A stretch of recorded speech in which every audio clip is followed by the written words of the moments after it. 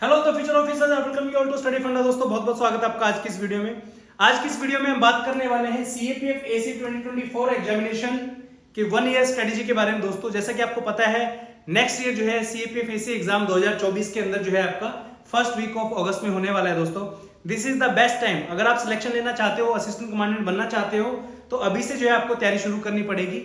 इस वीडियो के अंदर हम डिस्कस करेंगे कंप्लीट 1 ईयर स्ट्रेटेजी के बारे में, क्या आपको पढ़ना है, क्या मिस्टेक्स आपको नहीं करनी है, कौन कौन सी गलतियां जनरली बच्चे करते हैं और आप कैसे जो है सिलेक्शन ले सकते हैं। इस वीडियो के अंदर हम बिल्कुल एक फ्रेशर के पॉइंट ऑफ व्यू से बात करेंगे। बहुत सारे बच्चे आप में से ऐसे हैं जो फाइनल ईयर में अभी जिन्होंने एडमिशन लिया है और अभी से जो है अपनी प्रिपरेशन स्टार्ट करना शुरू करेंगे। काफी बच्चे आप में से ऐसे भी होंगे जिन्होंने एग्जाम दिया है बट उतने अच्छे तरीके से जो आपका एग्जाम नहीं गया होगा।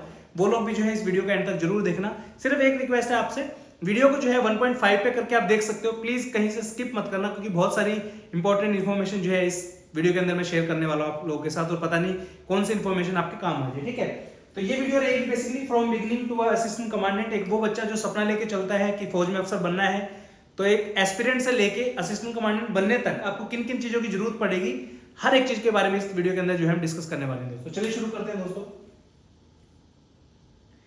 स्टडी फंडा की अगर बात करूं तो स्टडी फंडा जो है पूरे इंडिया में सबसे ओल्डेस्ट इंस्टीट्यूशन है सीएपीएफ एग्जाम के लिए। अभी तक 200 से ज्यादा जो है सिलेक्शन हम गवर्नमेंट ऑफ इंडिया को जो है दे चुके हैं, जिसमें हाल फिलहाल की जो हमारे रिजल्ट है 25 सिलेक्शन जो है सीएपीएफ एसी एग्जाम 2022 के अंदर आए थे। आप रैंक देख सकते हो यहाँ पे, रैंक 2 और रैंक 7 ये हमारे जो है बहुत प्यारे स्टूडेंट रहे हैं। उसके बाद सीएपीएफ एसी 2021 के अंदर 20 से ज्यादा सिलेक्शन और टोटल जो है ओवरऑल 200 से ज्यादा सिलेक्शन जो है हम दे चुके हैं। 2016 से जो है सीएपीएफ एसी एग्जाम्स के लिए जो है मैं पढ़ा रहा हूं आप सभी लोगों को, आप सब जानते हैं। चलिए ये जो है 2020 के रिजल्ट आप यहाँ पे देख सकते हो, 2019 के और सीएसएफ एसीएल से एग्जाम के अंदर भी जो है काफी रिजल्ट्स हमने जो है वो दिए हैं। ठीक है, कैन एस्पिरेंट बिकम एन आएगा यहाँ पे, by the way, can an aspirant become AC with self study. ये बहुत इंपॉर्टेंट वीडियो होने वाला है दोस्तों। कोई कोचिंग का प्रमोशन नहीं, कोई कुछ नहीं, सिंपल स्ट्रेट फॉरवर्ड शब्दों में कैसे एक वो बच्चा जो बिल्कुल मिनिमम रिसोर्स के साथ पढ़ रहा है, जिसका कोई कोर्स खरीदने का जो है ब्योत नहीं है, ब्योत इन द सेंस कि वो अफोर्ड नहीं कर सकता है बेसिकली, तो हर एक चीज जो आपको सेल्फ स्टडी से जो है मिल सकती है इस वीडियो में डिस्कस करेंगे। बिल्कुल एक वो बच्चा जो नॉर्मल घर से आता है बट मेहनत आपको करनी पड़ेगी। जो बच्चा मेहनत कर सकता है, बिल्कुल नॉर्मल घर से आता है, सेल्फ स्टडी के दम पे जो है आप असिस्टेंट कमांडेंट बन सकते हो। किसी भी एक्सटर्नल कोचिंग की आपका रिक्वायरमेंट नहीं है। ठीक है, यहाँ पे कुछ चीजें कॉन्स्टेंट रहेंगी। खुद से आप तैयारी कर रहे हो तो एफर्ट आपको ज्यादा लगाना पड़ेगा, नो डाउट, बट बिल्कुल आपका सिलेक्शन सेल्फ स्टडी से हो सकता है और 110% हो सकता है। आपको सिर्फ मेहनत करनी पड़ेगी। ठीक है, चलिए सबसे पहले बात करते हैं कि असिस्टेंट कमांडेंट की जो पोस्ट है, आप में से बहुत सारे बच्चे ऐसे होंगे जो इस फील्ड में नहीं होंगे, तो उनको जो है मैं बता देना चाहता हूं कि असिस्टेंट कमांडेंट बनने के बाद क्या क्या चीजें आपको मिलेंगी, राइट, उसके बारे में भी डिस्कस करना जरूरी है। सबसे पहले you will be an officer of minimum 1 lakh people depending upon the force. ठीक है, अब आप कहोगे सर इतने लोगों का थोड़ी ना ऑफिसर बनते हैं। देखिए कोई भी फौज है, फॉर एग्जांपल मैं मान के चलता हूं सीआईएसएफ आप एक फौज है जो आपकी सेंट्रल आर्म पुलिस फोर्स के अंदर आती है। सीआईएसएफ के अंदर 1,60,000 की स्ट्रेंथ है। अगर इसमें से मोटा मोटी आप मान के चलो 5-6 हजार ऑफिसर्स को अगर आप निकाल दोगे तो तकरीबन 1.5 लाख के आसपास जो है अदर रैंक्स यहाँ पे बचते हैं, जिसमें से सभी ये वो रैंक है जो जिनके आप ऑफिसर हो। आप किन्हीं भी व्यक्तियों को जो है आपके हाथ में आपकी कमांड आ सकती है, तो आप उन सबके जो है ऑफिसर हो बेसिकली। ठीक है, हालांकि जो है स्ट्रक्चर डिपेंड करता है, बटालियन स्ट्रक्चर है या किस तरीके का यूनिट स्ट्रक्चर है, तो कुछ नंबर ऑफ पर्टिकुलर व्यक्ति ही आपके नीचे जो है पोस्टेड रहेंगे। बाकी रिस्पेक्ट आपको जो है जितने भी व्यक्ति आपकी फोर्स में है सब जो है आपको करेंगे। ठीक है, उसके बाद you will be the godfather of 100 and 135 men under your command. तो जितने भी व्यक्ति depending again on the force, तो इतने व्यक्ति जो आपके नीचे रहेंगे। 70 से 80 हजार की सैलरी जो है आपको मिलेगी हर महीने, जैसे ही आप कमीशन हो जाओगे उसके बाद, और ट्रेनिंग के दौरान भी जो है आपको सैलरी मिलती है इसमें। नेक्स्ट है आपका decent 3 BHK house with garden, एक अच्छा सा घर आपको मिलेगा 3 BHK का। ठीक है, उसके अलावा जो है ऑफिशियल पर्पस के लिए आपका एक व्हीकल आपको मिलेगा, एक पर्सन रहेगा जो आपको असिस्ट करेंगे, और सोसाइटी में जो है आपकी रिस्पेक्ट आपको पता है बढ़ जाएगी। अभी जो है आपको खुद पता है आपके रिलेटिव्स कितनी रिस्पेक्ट आपकी करते हैं, तो ऑफिसर बनने के बाद जो है सोसाइटी डेफिनेटली आपको रिस्पेक्ट देगी, आपके पेरेंट्स को रिस्पेक्ट देगी, और फ्यूचर जो है आपके आने वाली जो पीढ़ियां हैं, हमारे यहाँ पे हरियाणा में कहावत है कि भाई कोई भी बच्चा अगर सरकारी नौकरी लग जाता है तो उसकी आने वाली कई पीढ़ियां जो है वो सुधर जाती है। बिल्कुल सच बात है भाई, सरकारी नौकरी हमारे यहाँ पे एक ऐसी चीज है, अगर आप गवर्नमेंट जॉब में चले जाते हो तो एक अच्छा भविष्य जो है आप आने वाली जनरेशन को जो है दे सकते हो। ठीक है, चलिए आगे चलते हैं। उसके बाद इस वीडियो में हम आगे डिस्कस करेंगे how to prepare, book list के बारे में बात करेंगे, स्टडी मटेरियल के बारे में बात करेंगे, स्ट्रेटेजी के बारे में बात करेंगे, कैसे जो है आपको इस एग्जाम को प्रिपेयर करना है। ठीक है, सेल्फ स्टडी से जो है गारंटेड आपका सिलेक्शन हो सकता है। जो जो चीजें मैं भी बताने वाला हूं वो सब आप अच्छे से अगर करोगे तो डेफिनेटली आपका सिलेक्शन हो जाएगा। ठीक है, 3 स्टेजेस में जो है एग्जाम होता है। जो लोग बिल्कुल फ्रेशर हैं, जिनको आइडिया नहीं है एग्जाम के बारे में, 3 स्टेजेस में एग्जाम होता है। 600 नंबर का आपका पेपर होता है। पहला स्टेज आपका होता है रिटन एग्जाम, जो कि जिसके अंदर 2 पेपर आपको देखने को मिलेंगे, एक ही दिन हो जाते हैं दोनों पेपर। ठीक है, जैसे आपका रिटन एग्जाम क्वालिफाई होता है तो आपका रिजल्ट जो है आएगा। उसके बाद आपका स्टेज 2 होता है, जिसके अंदर फिजिकल भागना दौड़ना आपका रहेगा। ये जो टेस्ट है क्वालिफाइंग नेचर का होता है, इसमें मतलब कोई नंबर नहीं मिलते हैं आपको। ठीक है, तीसरी स्टेज जो है आपकी इंटरव्यू की होगी। यहाँ पे जो है 150 मार्क्स का जो है आपका इंटरव्यू रहेगा और रिटन एग्जाम जो है आपका वो 450 नंबर का यहाँ पे रहता है। ठीक है, चलिए अब ये एग्जाम की अगर बात करें यहाँ पे तो 450 मार्क्स का जो है आपका पेपर रहेगा, पेपर 1 और पेपर 2। पेपर 1 के अंदर 250 मार्क्स, पेपर 2 के अंदर 200 मार्क्स। ठीक है, 125 क्वेश्चंस रहेंगे। 2 नंबर का एक क्वेश्चन यहाँ पे आता है आपका 10 बजे से 12 बजे के बीच में जो आपका पेपर हो जाता है। पेपर 2 के अंदर जो है यहाँ पे आपको 3 आवर्स का जो है टाइम मिलता है और 200 नंबर का आपका पेपर होता है बेसिकली। ठीक है, 6 क्वेश्चन आपके मिलेंगे, वो हम डेडिकेटेडली एक वीडियोस के लिए बनाएंगे, उसमें आप जो है देख सकते हो। ठीक है, अब जो भी बच्चा एग्जाम की तैयारी कर रहा है तो टारगेट एक होना चाहिए। देखिए अलग अलग कट ऑफ जाती हैं हर साल, different kind of cut off जो आपको देखने को मिलेंगी। जो बच्चा सिंसियरली प्रिपेयर कर रहा है, सेल्फ स्टडी से प्रिपेयर कर रहा है, request you please make sure कि मिनिमम आपके 150 नंबर तो जो है एग्जाम में है। अब वो टाइम जा चुका है, 2017-18 के टाइम पे ऐसा होता था कि आप 90-100 नंबर ले आओगे तो आपका सिलेक्शन हो जाता था। बट कंपटीशन इतना बढ़ चुका है दोस्तों, 150 नंबर आप लेके आओ कम से कम, तभी जो है आप सिलेक्शन मान के चल सकते हो कि हो जाएगा। पेपर 2 में टारगेट जो है रखिए कि आपका एटलीस्ट 100 मार्क्स तो यार आने ही चाहिए, राइट। चलिए उसके बाद आगे बात करते हैं कट ऑफ कितनी जाती है। Target mark 155 any category. Cut off का देखिए ऐसा रहता है कि डिपेंड करता है काफी सारे फैक्टर के ऊपर कि पेपर कितना इजी है, कितना टफ है, कितनी वैकेंसीज आई है। 2 सिनेरियो में आपको बताता हूँ। मान लो एक तो वैकेंसी है आपकी 150, एक वैकेंसी है आपकी 450, तो जितनी ज्यादा वैकेंसी होंगी उतनी कट ऑफ आपकी नीचे चली जाएगी। बट मेक श्योर आपको क्या करना है कि भाई मुझे कुछ भी हो जाए 150 नंबर से ऊपर ही लाने, और आ सकते हैं, बहुत बच्चों के आते हैं 200-200 नंबर जो है एग्जाम के अंदर बच्चों के आए हैं इसमें। ठीक है, वैकेंसी जो है एक्सपेक्टेड हर बार वेरी करती है। जैसे हाल फिलहाल के अगर ईयर्स की मैं बताऊं 2023 की अगर मैं बात करूं यहाँ पे तो 322 के आसपास जो वैकेंसी यहाँ पे आपको देखने को मिली थी, मतलब जो अभी करंट में एग्जाम आपको हुआ है। ठीक है, नेक्स्ट ईयर भी एक्सपेक्टेड है 200-300 वैकेंसी के आसपास जो है आपकी आ जाएगी, क्योंकि इलेक्शन ईयर है तो डेफिनेटली इतनी वैकेंसी तो दे ही देंगे आपकी। ठीक है, अब बात करते हैं पेपर 1 के बारे में। पेपर 1 जो है आपका, जिसको हम general ability and intelligence test बोलते हैं, टोटल जो है 250 नंबर का इसमें आपका आता है। सब्जेक्ट्स की अगर मैं बात करूं तो अलग अलग सब्जेक्ट्स आपके इसमें रहते हैं। Polity, geography, history, science, economics, math, reasoning, current affair, environment, art and culture के कुछ क्वेश्चंस आ जाते हैं। जैसे इस बार 3 क्वेश्चन पूछ लिए थे सीपीएफ के अंदर। गवर्नमेंट स्कीम जो है वो डिटेल में जो है यूपीएससी पूछता है। ठीक है, यहाँ पे हिस्ट्री पे मैंने मार्क लगाया है, रीजन बीइंग हिस्ट्री जो है 2023, राइट। तो इसके अंदर जो है थोड़ा सा टफ क्वेश्चन जो है हिस्ट्री का देखने को मिला था, तो उसके बारे में हम डिटेल में बात करेंगे। ठीक है ना, चलिए cut off subject wise trend analysis की बात करें, कितने क्वेश्चन किस सेक्शन से आते हैं, ताकि आपको ये पता चल सके कि कौन सा सब्जेक्ट जो है उस पर ज्यादा आपको फोकस करने की आवश्यकता है। ठीक है, तो पॉलिटी में आपकी जो है 2023 के अंदर 10 क्वेश्चन आए, 9 क्वेश्चन 2022 में, 14, 21, 14 और 19। रफली एस्टिमेट अगर आप लगा के चलोगे तो 15 क्वेश्चन का जो है एवरेज बनता है पॉलिटी का यहाँ से। ठीक है, हिस्ट्री में आप देखिए 22 क्वेश्चन, 18, 20, 19, 19, 21, तो यहाँ पे जो है आपका 20 क्वेश्चन का एवरेज आपको हिस्ट्री में देखने को मिलेगा।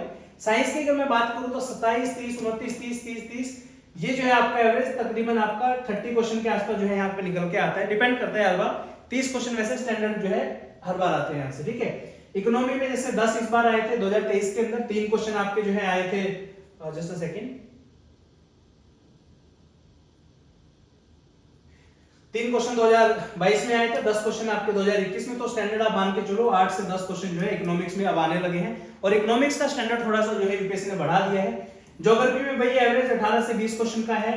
करंट अफेयर में 15 क्वेश्चन का एवरेज है, डिपेंडिंग करता है ईयर टू ईयर। जैसे इस साल 18 आए थे, लास्ट ईयर 27 आए, उससे पहले 15, फिर 11, फिर 10, 8, इस तरीके से। ठीक है, उसके बाद मैथ एंड रीजनिंग का है 15। मैथ एंड रीजनिंग एक ऐसा सेक्शन है जिसका लास्ट के 3-4 साल से 15 ही क्वेश्चन आते हैं, मैथ और रीजनिंग दोनों को मिला के। ठीक है, एनवायरनमेंट सेक्शन से 2 क्वेश्चन है, मिसलेनियस से 1 क्वेश्चन है। तो यहाँ पे जो इंपॉर्टेंट सब्जेक्ट है वो है आपके हिस्ट्री, साइंस, ज्योग्राफी। वैसे तो सारे इंपॉर्टेंट दोस्तों, देखिए this is not a CDS exam. अब क्या होता है ना, कुछ एग्जाम ऐसे होते हैं जैसे सीडीएस का एग्जाम है, बहुत सारे चैनल आपको मिल जाएंगे कि हमारी 2 घंटे की मैराथन देख लो, 2 घंटे की मैराथन देख के चले जाओ, आपका एग्जाम हो जाएगा।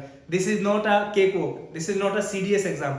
और मैं खुला चैलेंज करता हूँ सीडीएस वाले एस्पिरेंट को, अगर आप में हिम्मत है तो सीएपीएफ एग्जाम जो है निकाल के दिखाइए, मैं आपको मान जाऊंगा। ठीक है, बहुत सारे बच्चे ऐसे होंगे जो सीडीएस की तैयारी करके सीएपीएफ का निकालते हैं, नो डाउट, बट सिर्फ सीडीएस की तैयारी करके एग्जाम नहीं निकलता है दोस्तों। ठीक है, इसलिए बहुत सारे बच्चे आपको देखने को मिलेंगे कि यूपीएससी फ्रेटर्निटी के जो है सीएपीएफ एग्जाम को निकालते हैं इंस्टेड ऑफ सीडीएस वाले। ठीक है ना, चलिए आगे बढ़ते हैं। आगे है how to score 150 marks in paper 1। तो देखिए 3 तरीके के क्वेश्चन जनरली आपको एग्जाम में देखने को मिलेंगे। पहला है आपका, ये यूपीएससी का स्टैंडर्ड पैटर्न मैं आपको बता रहा हूँ सीपीएफ एग्जाम के लिए, राइट। तो टोटल आपको पता है नंबर ऑफ क्वेश्चन जो है आपके 125 के आसपास रहते हैं। तो 3 तरीके के क्वेश्चन आपको देखने को मिलेंगे। पहला है आपका इजी क्वेश्चन, 25 से 30 क्वेश्चन ऐसे होते हैं जो एवरेज क्वेश्चन होते हैं, मतलब बहुत इजीली आप उनको सॉल्व कर सकते हो। आपको लगेगा यार ये तो बहुत इजी क्वेश्चन पूछ लिया, ठीक है, बट ऐसा नहीं है। यूपीएससी एक स्टैंडर्ड प्रोटोकॉल है कि भाई कुछ क्वेश्चन ऐसे होने चाहिए जो सबको आते हैं, इजंट इट? नहीं तो फिर मुश्किल पेपर अगर बना देंगे तो कट ऑफ फिर बहुत नीचे चली जाएगी। ठीक है, उसके बाद जो मीडियम लेवल के जो क्वेश्चन आपके होते हैं वो 60 से 70 क्वेश्चंस आते हैं। अब आप कहोगे सर ये कहीं पे लिखा थोड़ी ना हुआ है, ये लिखा नहीं हुआ है, बट 6-7 साल का जो एक्सपीरियंस है मेरा उसके बेसिस में आपको बता रहा हूँ कि कुछ क्वेश्चंस का डेमो भी मैं आपको दिखाऊंगा यहाँ पे। ठीक है, उसके बाद हार्ड क्वेश्चन आते हैं दोस्तों, 20 से 25 क्वेश्चन ऐसे रहेंगे जो चाहता है कि यूपीएससी इनको कोई ना टच करे। रीजन भी, अगर हार्ड क्वेश्चन नहीं देगा यूपीएससी तो कट ऑफ जो है आपकी 150 160 नंबर ऐसे जाने लग जाएगी। तो यूपीएससी को जैसे होता है ना, मॉनेटरी पॉलिसी में आपने देखा होगा कि ब्याज की दरें बढ़ा दी जाती हैं ताकि इन्फ्लेशन को कंट्रोल कर सके। ठीक है, तो वही चीज यहाँ पे अप्लाई होती है कि क्वेश्चन जो है कुछ ऐसे दिए जाने चाहिए कि जिससे हर बच्चा उनको सोल्व ना कर पाए। ठीक है ना, चलिए तो ये जो है 3 तरीके के आपको क्वेश्चन देखने को मिलेंगे, बट तीनों में एवरेज अगर आप देखोगे तो इजीली आप 75-80 क्वेश्चन ऐसे आपको देखने को मिल जाएंगे जो आप इजीली सॉल्व कर सकते हो। हार्ड का मतलब ये नहीं है कि कोई कर ही नहीं पाएगा, नहीं ऐसा नहीं है। 25 क्वेश्चन में से जो हार्ड वाले हैं ऐसा होगा कि आप कर पाओगे 3, 4, 5 क्वेश्चन कर दोगे, लेकिन 15-20 तो ऐसे होंगे कि यार, क्योंकि क्या होता है ना, देखिए हर व्यक्ति का कुछ ना कुछ स्ट्रॉन्ग एरिया होता है। जैसे मेरा ज्योग्राफी है फॉर एग्जांपल, तो मेरा इकोनॉमिक्स थोड़ा वीक होगा तो ज्योग्राफी के तो मैं क्वेश्चन कर दूंगा, बट इकोनॉमिक्स के नहीं कर पाऊंगा। इकोनॉमिक्स अगर अच्छा है तो मैं हिस्ट्री के नहीं कर पाऊंगा। ठीक है ना, तो ये हार्ड क्वेश्चन के अंदर से भी 4-5 क्वेश्चन सब लोग कर लेते हैं, बट 15-20 क्वेश्चन ऐसे रहते हैं जो नहीं हो पाते कवर। ठीक है, चलो कुछ क्वेश्चन देख लेते हैं। अब जैसे ये वाले क्वेश्चन थे, मैंने डेमो के लिए डाला है यहाँ पे। पहला क्वेश्चन था common element in graphite, fullerene, diamond and Graafian. इसका पूछ ले इनका कॉमन एलिमेंट क्या है। माड़े से माड़ा बच्चा जिसने 10वीं क्लास ठीक ठाक से पढ़ी है, अब तो सब ग्रेजुएट है, तो सबको पता है कि भाई डायमंड है, ग्रेफिन चलो आपने नहीं सुना, फुलेरिन आपने नहीं सुना, ग्रेफाइट तो सुना होगा, पेंसिल का जो लेड होता है वो। ठीक है, तो ये सब किससे होते हैं, कार्बन के बने हुए होते हैं, राइट। तो कितना इजी क्वेश्चन है। तो इस तरीके के आपको 25-30 क्वेश्चन बहुत प्यारे मिल जाएंगे। ठीक है, फिर आते हैं मीडियम लेवल के क्वेश्चन। ये वो क्वेश्चन है, ये वही क्वेश्चन बच्चा सॉल्व कर पाएगा, इसलिए पढ़ाई करिए, जिसको बेसिक्स का पता है। जैसे कि यहाँ पे आप देखोगे conglomerates are the clastic sedimentary rocks, slate is a non clastic sedimentary rock। अब जिस बच्चे को पता है कि भाई स्लेट जो है वो सेडिमेंट्री रॉक नहीं होती है, वो मेटामॉर्फिक रॉक होती है, हो गया आपका क्वेश्चन सॉल्व। इतनी चीज आपको चाहिए। सेकंड ऑप्शन आपका नहीं हो सकता, बाकी से कुछ हो जाए। सेकंड देखो, इसमें सेकंड है, इसको काट दो, इसमें सेकंड है, इसको काट दो। फिर बचा आपका ग्रेनाइट और बसाल्ट, दोनों जो है इग्नियस रॉक्स हैं आपकी, तो आंसर आएगा 1, 3 एंड 4। तो डी ऑप्शन करेक्ट हो जाए। तो ये मीडियम लेवल के क्वेश्चन है। फिर आते हैं आपके हार्ड लेवल के क्वेश्चन, जैसे ये वाला क्वेश्चन है। अब ये इस तरीके का क्वेश्चन है जो टीचर पढ़ाता है हिस्ट्री, उसको ना समझ में आए तो बच्चे तो कैसे सॉल्व करेंगे, राइट। तो ये वाला क्वेश्चन हो गया। तो ऐसे क्वेश्चन, ये वो क्वेश्चन होते हैं यूपीएससी की तरफ से जिनको आपको स्ट्रेट फॉरवर्डली छोड़ना होता है। ठीक है, बच्चे क्या करते हैं, यहाँ पे सबसे बड़ी दिक्कत आती है, जिन बच्चों का एग्जाम क्लियर नहीं हुआ है ना, उनसे पूछ लेना जो क्वेश्चन होने के हैं। जैसे ये वाला क्वेश्चन है, ये वाला क्वेश्चन है, इन क्वेश्चन को तो आप गलत कर दोगे और आप एक्सपेक्ट करते हो कि यार मेरा ये वाला क्वेश्चन ठीक हो जाए। ऐसे कैसे हो सकता है। मतलब थोड़ा जहाँ पे आपको मेहनत करनी चाहिए, जो क्वेश्चन सॉल्वेबल हैं उनमें तो आप गलत करके आ रहे हो, या तो अपनी मूर्खता की वजह से लगा लो, या जल्दीबाजी की वजह से, जो भी रीजन रहा है, तो आप एक्सपेक्ट करते हो कि ये क्वेश्चन में मेरा बेशक कुछ भी हो जाए पर ये जरूर ठीक करूंगा। तो ये क्वेश्चन वो है जिनको आपको यूपीएससी के अंदर छोड़ना होता है। ठीक है, नेक्स्ट आपका देखो, जैसे ये वाला क्वेश्चन पूछ दिया इन्होंने, जजमेंट वाला है। The judgment of the supreme court in people's union of civil liberties versus union of India 2004 is related to which of the following. अब यहाँ पे कई बच्चे जो है इस क्वेश्चन को सॉल्व कर देंगे। रीजन भी यहाँ पे 2004 है, तो ऑर्गेनाइजेशन का अगर रफ आइडिया आपको है तो थोड़ा बहुत जो है आप कर सकते हो, बट जनरली ये क्वेश्चन सब बच्चों के लिए टफ ही है, क्योंकि यार इतने सारे केसेस है, कौन पढ़ता है केसेस, बताइए, कोई नहीं पढ़ता। इंपोर्टेंट वन को छोड़ के केशवानंद भारती आपका हो गया, बेरोबरी वगैरह ये सब पढ़ते हैं। ये जो थोड़ा ज्यादा डिटेल में पूछ रहे, तो ये क्वेश्चन दिया ही यूपीएससी ने ऐसा है कि बच्चे इसको छोड़ दे। तो वही मैं आपको बता रहा हूँ, 75-80 क्वेश्चन आपको ऐसे मिल जाएंगे जो आप इजिली कर सकते हो, भाई वही करने हैं, उसी में नंबर लाने हैं और आपका जो है एग्जाम क्वालिफाई होगा। ठीक है, चलो आगे चलते हैं। अब बात करते हैं कि करना कैसे है। मतलब इतना तो बता दिया आपने सब क्वेश्चन का लेवल जो भी आपने बताया है, बट स्टार्ट कैसे करें। ठीक है, सबसे पहला जो काम है, प्रीवियस ईयर पेपर का एनालिसिस करो भाई। कुछ नहीं करना, अपना 3 साल का पेपर उठा लो, 2023 का भी हुआ है, 2022 का हुआ है, 2021 का हुआ है, तीनों सालों के पेपर उठाओ कुछ नहीं करना, सब कुछ बंद करके पेपर को लेके बैठो। उसमें ये देखो कितने क्वेश्चन 125 में से ऐसे हैं जो आप एग्जिस्टिंग नॉलेज के बेसिस पे जो सॉल्व कर पा रहे हो। मैं आपको सच में बता रहा हूँ, ज्यादा नहीं, 125 में से जो भी बच्चा होगा जिसने ग्रेजुएशन की डिग्री हासिल की है, इजिली आप 20 से 25-30 क्वेश्चन ऐसे होंगे जो आप कर दोगे, जो मैंने आपको बताया था। ठीक है, उस तरीके से जो है आपको पता चलेगा कि हाँ, अब जैसे कोई बच्चा साइंस फील्ड का है, मान लो किसी ने बीएससी किया है, तो वो ज्यादातर साइंस के क्वेश्चन कर देगा, कुछ क्वेश्चन ज्योग्राफी के भी कर देगा, इजंट इट। अब किसी ने पॉलिटिकल साइंस से किया है तो पॉलिटी के क्वेश्चन ठीक कर देगा। तो इस हिसाब से देखो आपके कि आइडेंटिफाई करने की कोशिश करो कि कौन से सब्जेक्ट आपके वीक हैं, कौन से सब्जेक्ट के अंदर आपको ज्यादा मेहनत करनी पड़ेगी, कौन से सब्जेक्ट के क्वेश्चन ऐसे जो आपको कंपैरेटिवली इजियर लगे, राइट। तो एनालिसिस बहुत ज्यादा जरूरी है। तो तीनों सालों के पेपर का जो है एनालिसिस आपको करना है। ठीक है, उसके बाद जो है बुक लिस्ट, ऐसी कौन सी बुक लिस्ट है जिससे आपको जो है 150 मार्क्स मिल जाएंगे अगर आप सेल्फ स्टडी कर रहे हो। तो वीडियो का मोटिव ही यही है, उन बच्चों के लिए है वीडियो डेडिकेटेडली जो बच्चे खुद से प्रिपेयर करना चाहते हैं। ठीक है, तो बुक लिस्ट जो है उसके बारे में भी बात करते हैं, लेकिन बुक लिस्ट से पहले जो एक चीज मैं आपको बताना चाहता हूं दोस्तों, प्लीज इस चीज को बहुत सिंसियरली आप फॉलो करना, डोंट मेक नोट्स। ठीक है, बच्चे देखिए क्या करते हैं, बुक पढ़ने बैठेंगे, पहली ही रीडिंग में जैसे आपने एनसीईआरटी उठाई, मान लो ज्योग्राफी की, ठीक है, क्या करेंगे, जो भी एनसीईआरटी में लाइन दे रखी है ना, वो यूं क्यों लाइन उतार रहे हैं अपनी कॉपी में, कोई फायदा नहीं भाई। आई रिक्वेस्ट यू, हाथ जोड़ के, क्योंकि मैं इतने साल से पढ़ा रहा हूं, मुझे पता है बच्चे गलती करते हैं। अगर आपने भी ऐसी कोई गलती करी हो तो प्लीज कमेंट सेक्शन में कमेंट करके जरूर बताएं, ताकि जो दूसरे फ्रेशर बच्चे हैं वो ये गलती एटलीस्ट ना करें, इजंट इट। तो सबसे पहली गलती आपको जो नहीं करनी है वो है नोट्स नहीं बनाने हैं। ठीक है, दूसरी चीज, सीएपीएफएससी 2024 के लिए आज के दिन मेरे पास मैसेज आते हैं कि सर स्टडी फंडा के नोट्स हमें दे दो। तो मैं हाथ जोड़ के विनती आपसे करता हूं सब बच्चों से, please this is not the time कि आप नोट्स के पीछे भागो। प्लीज, पूरा साल आपके पास पड़ा है, नोट्स जो है सिर्फ और सिर्फ रिवीजन पर्पसेस के लिए होते हैं। आप लोग क्या करते हो, सिर्फ नोट्स पढ़ के पेपर में जाते हो, फिर आप बोलते हो सर मेरा एग्जाम क्वालिफाई नहीं होगा। आप खुद सोचो, बुक्स की अगर मैं बात करूं तो रफली अराउंड 4000 पेजेस के आसपास जो है आपको पढ़ने पड़ेंगे, और जो नोट्स हमने आपके लिए प्रिपेयर किए हैं वो है 500 से 600 पेजेस। क्या आपको लगता है कि 4000 पेजेस का जो कंटेंट है वो 500 पेजेस में आ सकता है? नहीं, वो बिल्कुल नहीं आ सकता। इसलिए मैं आपको बोलता हूं कि don't run behind notes, you are going in the trap. Reason being, जो चीज पढ़ने की है ना आपने वो सीखी नहीं है, आप सीधा नोट्स के पीछे भागते हैं। क्लासिक एग्जांपल से आपको ये चीज मैं समझाता हूं दोस्तों। ठीक है, ये देख रहे हो आप, कमेंट सेक्शन में कमेंट करके बताओ ये कौन सी रेसिपी है। पनीर तो आपको दिख गया होगा, ठीक है, ये है पनीर लबाबदार। अब आप कहोगे सर एनसीईआरटी और नोट्स वर्सेस नोट्स में पनीर लबाबदार कहां से आ गया? एक एग्जांपल के थ्रू आपको समझाने की कोशिश करता हूं, पता नहीं समझ में आएगा या नहीं आएगा, बट मैं अपनी तरफ से जो है पूरी कोशिश करूंगा कि आपको एग्जैक्टली बता पाऊं। ठीक है, देखिए हम जब भी कोई चीज बनाते हैं तो उसका एक ना स्टैंडर्ड प्रोसीजर होता है। मान लीजिए आपको कोई गेस्ट आपके घर पे आया, उसको आपको पनीर लबाबदार खिलाना है, तो उसका प्रोसेस क्या होगा? सबसे पहले आप रॉ मटेरियल नोट डाउन करेंगे कि भाई मुझे ये चीजें इसको बनाने के लिए चाहिए, राइट। फिर स्टेप टू स्टेप प्रोसेस जो आप फॉलो करोगे, सबसे पहले जो है गैस ऑन करके उसके ऊपर कढ़ाई चढ़ाओगे, फिर उसके अंदर जो है ऑयल डालोगे, प्रॉपर सेट टेम्परेचर ऐसा होना चाहिए जिससे आपको पता चले कि हाँ यार अब तेल मेरा पक गया है। अब उसके अंदर जो है मैं ओनियन मसाला वगैरह जो भी आपका हल्दी मिर्च वगैरह है वो मैं डालूं, ठीक है।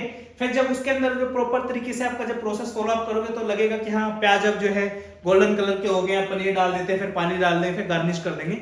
ये बिल्कुल स्टेप बाय स्टेप प्रोसीजर है, ठीक है। ये तो हो गया आपकी बुक्स, ठीक है। ये क्या हो गया? आपकी बुक्स होगी। बुक्स के अंदर हर एक चीज बिल्कुल डिटेल में आपकी लिखी है। नोट्स में क्या आपको मिलेगा? नोट्स में मिलेगा कि हाँ भाई तेल डाल दो कढ़ाई के अंदर, ठीक है, प्याज डाल दो, मसाला डाल दो, पनीर डाल दो, गार्निश कर दो, बन गई। अब इसमें क्या है ना, देखो चीज सारी सेम टू सेम वही है, लेकिन यहाँ पे क्या हुआ, यहाँ पे कोई स्टैंडर्ड प्रोटोकॉल नहीं है। रीजन बीइंग वो ऑलरेडी जो है आपको बुक्स के अंदर आप पढ़ चुके हो। जिस बच्चे ने पूरा प्रोसेस फॉलो कर लिया, सब कुछ कर लिया, वो तो इजिली खाना बना ही देगा ना, ये चीज फॉलो करके कि हाँ पहले तेल डालना है, फिर ओनियन डालना, फिर मसाला, पनीर, गार्निश करके दे दो, इजंट इट। तो ये चीज मैं आपको समझाने के लिए मैंने एग्जांपल दिया है कि please don't run behind the notes. नहीं तो हमारा क्या जाता है, खुद सोचिए 3032 के हमारे नोट्स हैं, ठीक है, हमें तो बेच के फायदा ही होगा, बट मैं आपको कह रहा हूं कि आपका फायदा उसमें नहीं है। रीजन बीइंग, जब तक आप स्टैंडर्ड बुक नहीं पढ़ोगे, जब तक आप पूरा सिलेबस गो थ्रू नहीं करोगे, नोट्स का आपको एडवांटेज नहीं होगा, ठीक है। फिर बच्चे कहेंगे सर आप नोट्स फिर देते क्यों हो? नोट्स में सिर्फ उन बच्चों के लिए निकालता हूं दोस्तों जिन बच्चों ने स्टैंडर्ड सिलेबस एक बार कर लिया है, प्रॉपर तरीके से सारी एनसीईआरटीज पढ़ ली है। लास्ट मिनट के लिए जो लास्ट के 10-15 दिन आपके रहते हैं, उस टाइम पे आपको बुक्स दोबारा से ना पढ़नी पड़े, 3-4 हजार पेज कैसे पढ़ोगे, तो उन बुक्स के अंदर से ही डाटा एक्सट्रैक्ट करके जो है अच्छे रिप्रेजेंटेबल फॉर्म में जो है आपको प्रोवाइड किया गया है, कलर्ड कॉपीज के अंदर प्रोवाइड किया गया, ताकि उसको आप अच्छे से पढ़ सको, ठीक है। होप सो ये क्वेरी आपकी क्लियर हुई होगी। तो जितने भी बच्चे पढ़ना चाहते हैं प्लीज नोट्स के पीछे मत भागिए। दूसरी बात है syllabus. Syllabus is very very very very important thing. बहुत बच्चे इसको इग्नोर करते हैं, बट प्लीज इग्नोर मत करना। रीजन भी सिलेबस के अंदर से ही आपको क्वेश्चन आता है। कई बार ऐसा होता है थोड़ी टफ क्वेश्चन यूपीएससी पूछ लेता है, फिर आप लोग चिल्लाने लग जाते हो कि यार ये तो आउट ऑफ सिलेबस दे दिया। आउट ऑफ सिलेबस कुछ नहीं है, यूपीएससी ने लिखा है। जैसे ज्योग्राफी का मैं आपको बताऊं, ज्योग्राफी का इसमें आप देखोगे India and world geography line लिखी है, तो question shall cover the physical social and economic aspect of geography pertaining to India and the world. बस इतना दे दिया। कोई इन्होंने नहीं बताया इंटरनल अर्थ के स्ट्रक्चर से क्वेश्चन पूछेंगे, कोई नहीं बताया पॉपुलेशन से क्वेश्चन पूछेंगे, सेंसस से क्वेश्चन पूछेंगे। ये चीज आपको कहां से मिलेगी? बिल्कुल फ्री ऑफ कॉस्ट, 1 महीने की रिगरस मेहनत के बाद जो है डेडिकेटेडली सिलेबस मैंने बनाया है आप सब लोगों के लिए, बिल्कुल फ्री ऑफ कॉस्ट अवेलेबल है।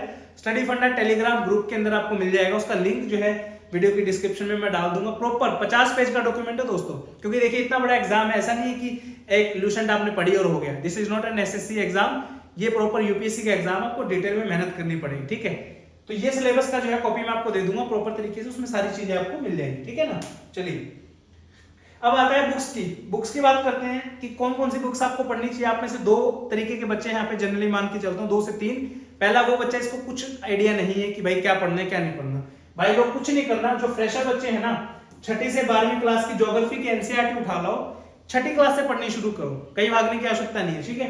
6th क्लास के एनसीईआरटी पढ़ो, 7वीं पढ़ो, 8वीं पढ़ो, 9वीं पढ़ो, 10वीं पढ़ो। अब आप नोट्स बनाने लगोगे तो वही आपके कम से कम 3-4 महीने में ज्योग्राफी खत्म होगी, आपको कोई नोट्स बनाने की आवश्यकता नहीं है। रीजन भी, अगर आपको नोट्स बनाने भी हैं तो कम से कम 2 बार रिवीजन के बाद बनाना। नोट्स होने चाहिए आपके, से मान लो 1000 पेज का डॉक्यूमेंट है तो 1000 पेज में से 50 पेजेस के अंदर जो है आपका डेटा कवर होना चाहिए। 50-100 लगा लो ज्यादा, 10% से ज्यादा के आपके नोट्स नहीं होने चाहिए, ठीक है। लाइन बाय लाइन पढ़ना है, कुछ भी स्किप आपको नहीं करना है। जो रिपीटर्स हैं, जिन्होंने ऑलरेडी सिलेबस कवर किया है एक बार, जैसे कि आपने मान लीजिए एग्जाम दिया है बट क्वालिफाई नहीं हो पाया है, अपने सिलेबस अगर अच्छे से पढ़ा हुआ है तो एनसीईआरटी 11 एंड 12th क्लास की जो है आपको बुक पढ़नी है। साथ में जीसी लियोन की बुक जो है आप रेफर कर सकते हो, अच्छी बुक है। 1-2 क्वेश्चन यहाँ से पूछ लेता है यूपीएससी, ठीक है। लेकिन कोई जोर जबरदस्ती नहीं है, आप एनसीईआरटी भी पढ़ोगे तो भी आपका काम चल जाएगा, क्योंकि इतने क्वेश्चन यूपीएससी पूछता है एनसीईआरटी, ठीक है ना। चलिए पॉलिटी की अगर मैं बात करूं, बोलोगे सर आपने जो 3-3 बुक लगा रखी है, तो 3-3 बुक मैंने इसलिए लगाई है मेरे भाई, जो बच्चा फ्रेशर अभी तैयारी करना स्टार्ट कर रहा है तो आप जो है आपको लेनी है ये वाली एडिशन, 7th एडिशन जो है लक्ष्मीकांत का आया है। लेकिन बहुत सारे बच्चे आप में से ऐसे हैं जो ऑलरेडी प्रिपेयर कर रहे हैं, किसी के पास ये वाली बुक होगी, किसी के पास ये वाली बुक होगी। तीनों ही बुक बहुत बढ़िया हैं। जो बच्चा बिल्कुल नया अभी तैयारी करना स्टार्ट करेगा, बुक लेने जाएगा, तो भाई वो आप ये वाली लेके आना। जिन बच्चों के ऑलरेडी पास ये वाला और ये वाला एडिशन है तो कोई बहुत ज्यादा फर्क नहीं है, तो आप अपना एडिशन उससे भी पढ़ सकते हो, अलग से पैसे एक्स्ट्रा वेस्ट करने की आवश्यकता बिल्कुल नहीं है, ठीक है ना। चलिए अब बात करते हैं मोस्ट डिफिकल्ट सब्जेक्ट के बारे में, जो कि नाको चने चबवा देता है बच्चों से, वो है आपका हिस्ट्री। बहुत वास्ट सब्जेक्ट है, बहुत कंफ्यूजिंग है, कहां से करें क्या ना करें, क्योंकि कितना भी आप पढ़ लो कुछ ना कुछ तो आपका रह ही जाएगा, ठीक है। वो बोलते हैं ना, वो डायलॉग सुना है आपने, बनी वाला, कितना भी कुछ कर लो बनी कुछ ना कुछ तो छूट ही जाएगा, वही चीज है। तो यहाँ पे आपके सोर्सेज की मैं अगर बात करूं तो यहाँ पे जो है सबसे पहला इंपॉर्टेंट सोर्स है आपका 12th क्लास की एनसीईआरटी है दोस्तों, themes 1, 2 and 3। Very very important, direct question बहुत सारे यहाँ से आते हैं, इस बार भी आए थे, ठीक है। इसके अलावा जो है आप लूसेंट जो है पढ़ सकते हो स्टैटिक नॉलेज के लिए। यहाँ पे तमिलनाडु बोर्ड की जो है एनसीईआरटी की बुक है, ये भी आप रेफर कर सकते हो, ठीक है। अब इनमें से आप बोलोगे सर इतनी सारी होगी, क्या रेफर करें क्या ना करें, ठीक है। तो मेरा जो है स्टैंडर्ड वो रहेगा, अगर आप रटने में बहुत अच्छे हो तो आप इन 2 बुक्स को स्किप करके जो है लूसेंट बुक पढ़ सकते हो। लेकिन अगर आपको ये कि नहीं सर रटा तो नहीं जाएगा, मैं अंडरस्टैंड करके थोड़ा सा टाइम एक्स्ट्रा दे दूंगा, तो आप क्या कर सकते हो, पहले नंबर पे जो है आप ये दोनों बुक्स कवर कर लीजिए, उसके बाद जो है लूसेंट से अपना रिवीजन कर सकते हो। ये तो हो गया आपका मतलब एनसीईआरटी बेस वाला जो दूसरे वाला डाटा है। ये वाला तो 110% मैंडेटरी है, करना ही करना है आपको, और ये वाला जो है स्पेक्ट्रम भी आपको पढ़नी है, क्वेश्चन जो है आते हैं यहाँ से, ठीक है। तो इन द लास्ट हिस्ट्री से क्या पढ़ना है, थीम्स की एनसीईआरटी तो आपको कवर करनी है, साथ में लूसेंट की जो एनसीईआरटी तमिलनाडु की जो एनसीईआरटी है वो आप कर सकते हो, या फिर उसका अल्टरनेटिव लूसेंट से पढ़ सकते हो, साथ में आप स्पेक्ट्रम पढ़ना है, ठीक है। चलिए नेक्स्ट सब्जेक्ट है साइंस। साइंस की अगर मैं बात करूं तो एनसीईआरटी है 6ठी से 10वीं क्लास की। वन टाइम रीड है 6ठी 7वीं 8वीं, जो फ्रेशर बच्चे हैं 6, 7, 8 क्लास के आपको जो है एक बार पढ़नी है। मल्टीपल टाइम आपको 9वीं और 10वीं क्लास की एनसीईआरटी पढ़नी है। आप विश्वास करोगे 27 क्वेश्चन इस बार आए थे, 27 में से 22 क्वेश्चन डायरेक्टली आपके 9वीं और 10वीं क्लास की ही एनसीईआरटी से था। 5 क्वेश्चन ऐसे थे जो बाहर से थे, और ये वो क्वेश्चन थे जो मैंने बताया था ना कि यूपीएससी चाहता है कि इनको कोई भी सॉल्व ना कर पाए, ये वो वाले क्वेश्चन थे, तो ये क्वेश्चन आपको छोड़ने होते हैं, ठीक है। तो इसमें आप देख लेना, एनसीईआरटी पढ़ सकते हो। इकोनॉमिक्स की बात करूं तो ये 2 एनसीईआरटीज हैं आपकी, माइक्रो इकोनॉमिक्स और मैक्रो इकोनॉमिक्स, 12th क्लास की हैं, दोनों ये पढ़नी है। साथ में करंट में जो इकोनॉमिक्स आपका सर्वे आता है वो, प्लस में साथ में आपका इकोनॉमिक सर्वे नहीं, not required for CPF exam, जो यूपीएससी सिविल सर्विस में आता है, बजट आप इसमें पढ़ सकते हो। जैसे एक क्वेश्चन इस बार में बजट में आया था तो 15-20 पेजेस का आता है, तो एक क्वेश्चन अगर आपका बन रहा है और इजीली आप उसको सॉल्व कर सकते हो तो क्या दिक्कत है, राइट। मैथ एंड रीजनिंग है, थोड़ा सा इस बार टफ क्वेश्चन पूछे थे, बट मैं नहीं चाहूंगा कि आप बहुत ज्यादा टाइम मैथ एंड रीजनिंग पे वेस्ट करो। रीजन बीइंग स्टैंडर्ड 15 क्वेश्चन आने हैं, तो हर बच्चा 7-8 क्वेश्चन जो है यहाँ पे कर सकता है। तो पीवाईक्यूज की बुक फॉलो अप कर सकते हो, प्रीवियस ईयर पेपर्स आप फॉलो कर सकते हो। क्वांटिटेटिव एप्टीट्यूड के नाम से जो है डॉक्टर आर एस अग्रवाल की बुक आती है, ये वाली आप देख सकते हो, यहाँ से आपका प्रिपेयर हो जाएगा, ठीक है। डिफेंस की अगर बात करूं तो स्टैंडर्ड एसएस पे बुक नहीं है अवेलेबल मार्केट के अंदर। हमने तो देखिए अपने फाउंडेशन कोर्स के अंदर तो कराया है ये, बाकी सिलेबस मैंने लिख दिया है। डिफेंस मिनिस्ट्री जिसके रिगार्डिंग आपका सब डाटा आपको पता होना चाहिए। डिफेंस एक्विजिशन काउंसिल क्या होती है, कौन उसको हेड करता है, who is the supreme commander of arm forces. Arm forces के अंदर जो है कौन कौन सी फोर्सेस आती हैं, साथ में एनसीसी, बीआरओ, टेरिटोरियल आर्मी, इन सब के बारे में आपको पता होना चाहिए। एमएचए की जितनी फोर्सेस है आपकी, सीएपीएफ है, उसके रिगार्डिंग जितने भी ऑर्गेनाइजेशंस आपके हैं, जैसे इंटेलिजेंस ब्यूरो है, सीबीआई है, ये सब के बारे में आपको पता होना चाहिए, ठीक है। फिर आपका इक्विपमेंट आते हैं और वेपन्स आते हैं, कौन कौन से इक्विपमेंट जो है आर्म फोर्सेस यूज करते हैं, कौन कौन से वेपन्स यूज कर सकते हैं, वो सब आपको पता होना चाहिए। उसके बाद इंपॉर्टेंट ऑपरेशंस इसमें आ जाते हैं। इस ऑपरेशन में एक दूध पूछ लिया, for example operation black tornado पूछ लेंगे आपसे, इस तरीके के क्वेश्चन जो है आपसे पूछते हैं। इसरो डीआरडीओ के रिगार्डिंग जो है उनके प्रोडक्ट्स, जैसे चंद्रयान अभी हुआ है लॉन्च, तो उसके बारे में आपसे क्वेश्चन 110 पूछेंगे डिपेंडिंग ऑन द टाइम, तो ये जो है आपको पढ़ना है। और मिलिट्री अवार्ड्स के बारे में जो आप पढ़ सकते हो दोस्तों, ठीक है। नेक्स्ट है आपका करंट अफेयर।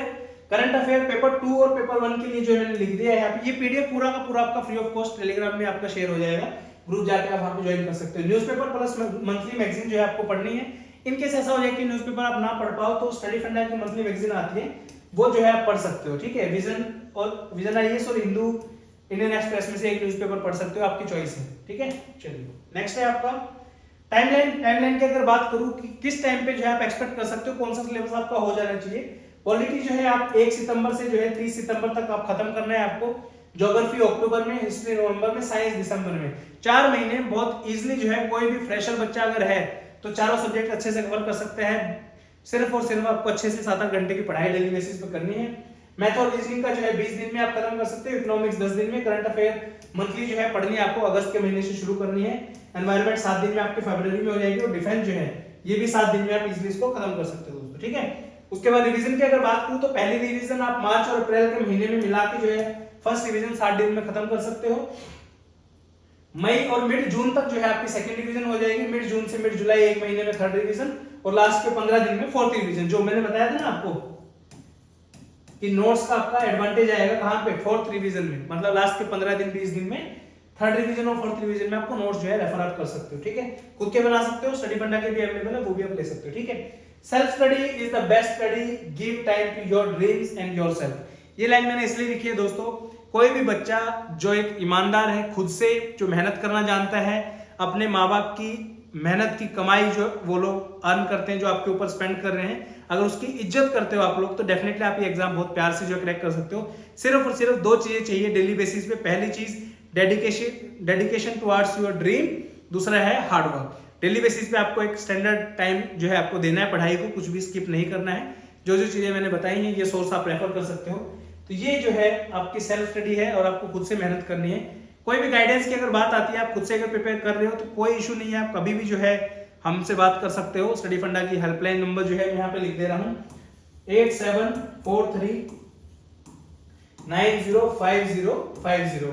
ये हमारा व्हाट्सएप का नंबर है, कभी भी आप मैसेज करो। विद इन 24 आवर का जो है हमारा स्टैंडर्ड टाइम है। इतना टाइम लगता नहीं है वैसे, जैसे आप मैसेज करोगे विद इन 1 और 2 आवर के अंदर आपको रिप्लाई मिल जाएगा।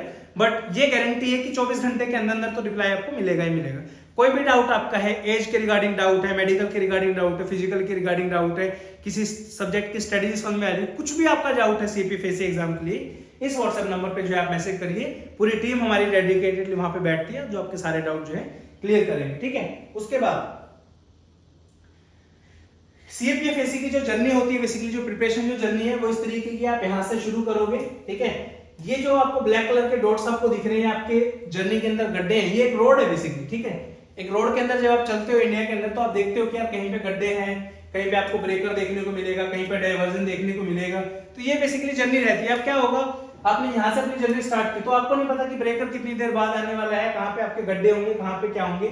यहाँ पे जो है एक मेंटोर की नीड होती है दोस्तों, ठीक है। स्टडी फंडा यहाँ पे आपकी हेल्प कर सकता है कि आपकी जर्नी में आपके साथ साथ रहेंगे और आपको बताया जाएगा प्रॉपर तरीके से, हाँ भाई अब ब्रेकर आने वाला है, रेस थोड़ी कम कर लो, आगे जो है गड्ढा आने वाला है, इससे बचा के थोड़ा निकालो यहाँ से, उसके बाद जो है इस तरीके से निकाल के अपना ब्रेकर से करके फाइनली जो है आप अपनी डेस्टिनेशन पे पहुंचो। तो ये रोल जो है मेंटर का रहता है। अगर आपके पास कोई मेंटर है, कोई ऑलरेडी सिलेक्टेड बच्चा है जो आपकी मदद कर सके, कोई और सीनियर आपका है जो आपकी हेल्प कर सके, तो डेफिनेटली आप उनकी हेल्प ले सकते हो। नहीं तो स्टडी फंडा भी जो है हमेशा आपके लिए हेल्प के लिए तैयार है, तो कभी भी आप जो है आपका डाउट पूछ सकते हो, कोई इशू नहीं, ठीक है। उसके बाद 24/7 की जो है हेल्पलाइन आपको देखने को मिलेगी, लेकिन वही है भाई, रात को तो देखिए सोना सबको होता है, आपको भी सोना होता है, हमें भी, बट फिर भी मेरा हमेशा से ये वो रहा है कि आपके लिए सर्विसेज जो है हमेशा ऐसी होनी चाहिए कि आपका कोई भी डाउट है वो कभी नहीं रहना चाहिए। तो आप कभी भी हमें मैसेज करके कोई भी डाउट अपना क्लियर कर सकते हो दोस्तों।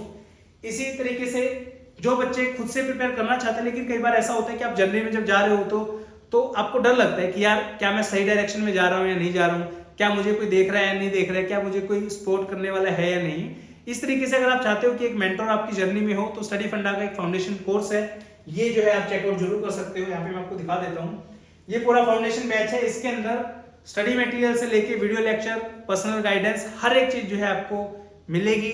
फीस थोड़ी सी हमारी महंगी है, नो डाउट, क्योंकि देखिए पूरे साल का सपोर्ट है, आप कभी भी जो है मैसेज कर सकते हो, जितनी भी आपको हेल्प चाहिए वो सब हम करने को तैयार है। ये सारा कंटेंट आप देखोगे मार्केट में अगर, ठीक है, ये कंटेंट की वैल्यू 20,000 प्लस जो है आपको देखने को मिलेगी। साथ में इसके अलावा जो है ये इधर कुछ बुक्स हैं पीवाईक्यूज के लिए, आपकी डेडिकेटेड बुक एक बन रही है, उसके बाद मैपिंग की एक डेडिकेटेड बुक बन रही है, उसके बाद आपके खुद के नोट्स आपके लिए हम बना के आपको देंगे, ठीक है, आपको खुद से कोई नोट्स बनाने की आवश्यकता नहीं है। तो ये सारा का सारा कोर्स जो है आपके लिए अवेलेबल है।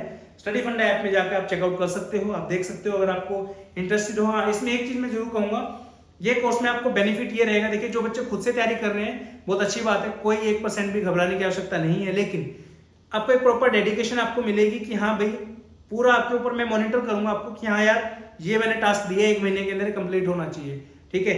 बाय 15 डेज के अंदर अंदर जो है हमारी एक 15 से 20 डेज में मंथ में जो है लाइव सेशन होता रहता है बच्चों के साथ कि कैसे आपकी प्रिपरेशन चल रही है। कोई भी डाउट आपका आता है वो आप कभी भी पूछ सकते हो। तो इस तरीके से जो है कोर्स है, आपको कोई भी डाउट अगर कोर्स के रिगार्डिंग है तो व्हाट्सएप पे आप जो है कांटेक्ट कर सकते हो, और वैसे भी कोई भी डाउट अगर आपका है तो भी आप बात कर सकते हो, कोई इशू नहीं है, ठीक है। इस वीडियो का पार्ट 2 जो है अभी हम बनाने वाले हैं, तो ये वीडियो कैसी आपको लगी प्लीज जरूर बताइए। इसी तरीके से पार्ट 2 की भी वीडियो मैं आप लोगों के लिए बनाऊंगा, डोंट वरी।